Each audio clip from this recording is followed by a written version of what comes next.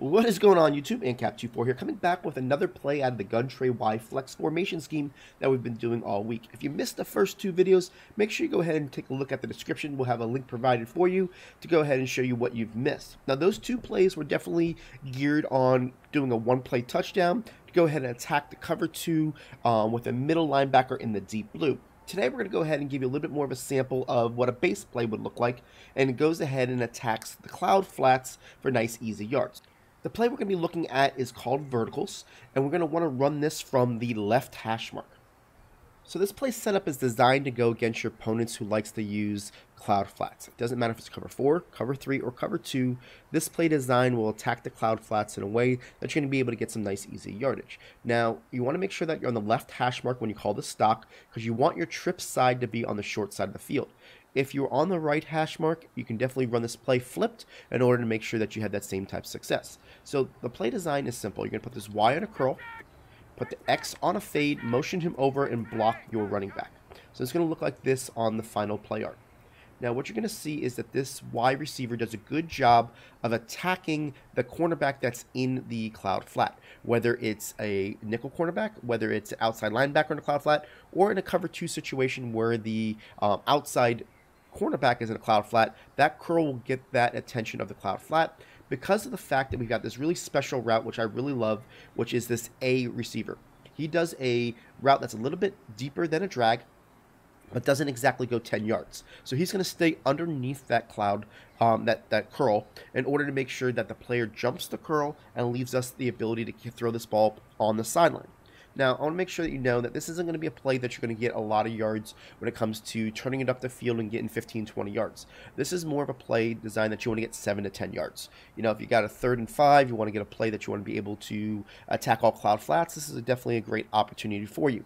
If you want to, on first down, get some, easy yards to keep your down distances short, definitely a good play to start off with.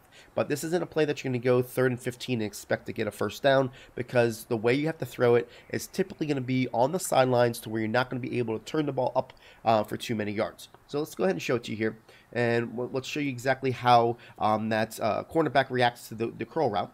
And you'll see here that the A gets underneath, and you're going to be able to throw to this player as he jumps his player, and you can see that time we got about 9 yards. Let's go ahead and look on instant replay.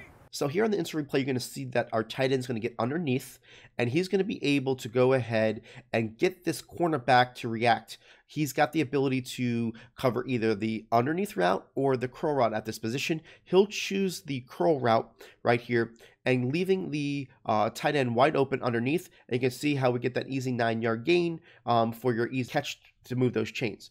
Now let's go ahead and look at cover 4 as I got it all queued up and show you how it works against cover 4 with these cloud flats. Again, we're going to put the Y on a curl, X on a fade, move him over, and block our running back. This is going to go ahead and allow for the A to get underneath just as the same. We'll go ahead and hike the ball. You'll see that the A goes to the left-hand side. The guy jumps the Y, the throw to that player for the nice, easy 9-yard gain. So now let's look at cover 2. You're going to see that we got the cloud flats on the outside rather than on the inside, so it's going to be a little bit different. And what we're going to do here is the same route combination. You're going to put that Y in the curl, X on the fade, motion him over, block your running back, right? And what you're going to see here is that the ability to go ahead and attack this is just the same.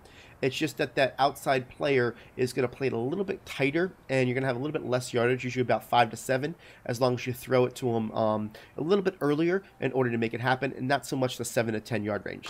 So you see here, the Y is still going to pull that player. The A is going to get open. You're going to be able to throw it to him and get over to the outside. So basically, it's going to be the same. It's just a little bit different when it comes to when you have to throw it, because your player is playing more outside in a cloud flat position. Now, the reason why we put this X on a fade and we motion him over, because it really has nothing to do with the left side of the field. It really has to do with our options to the right side of the field when it comes to making this play work. So I got cover 3 right now, so let's go ahead and put it in the cover 3 alignment.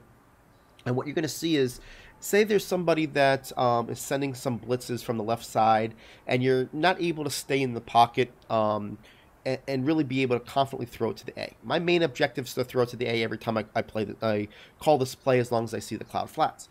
Now, but if somebody's coming from the left, you can't stay tall in the pocket. You get flushed out to the right. you want to make sure you at least have a different option. That's what the X does for us. He clears out the right side of the field so that we're able to throw to the B receiver just in case that we don't have the opportunity to stay in the pocket for the A. So let's go ahead and show you that option here. You can see that the X gets down there. Say I have to get flushed out of the pocket, and now I have to throw to this B receiver. I'm throwing a low pass right there, getting myself some nice yardage, just to give yourself another option when it comes to this play. Now, I do want to make sure that I mention that this play is something that is going to work best and most consistent against base aligned. Okay, so if I go ahead and I showed you every example today on base aligned, right? So these cornerbacks were back. Okay, now if they go ahead and press, what's going to end up happening is this player right here is in a press alignment, right? He's a little bit closer to the curl. Why is that different? Why does that make any difference? Okay, and the reason why I want to make sure that I teach you everything when we do play designs is because I want you to know 100% what you're getting into when you have a play. Now, this can be a lot of, information overload when it comes to, when do I do plays, when not, and that's why we have the play call sheets. I'm going to show you an example right here. When you go ahead and look at our play call sheets, and this is just this play right here, you're going to see that we've got the play, the setup, the progression reads, and the notes. In the notes, you're going to see it says call against baseline and cloud flats. The nickel cornerback is going to jump the wide receiver, right?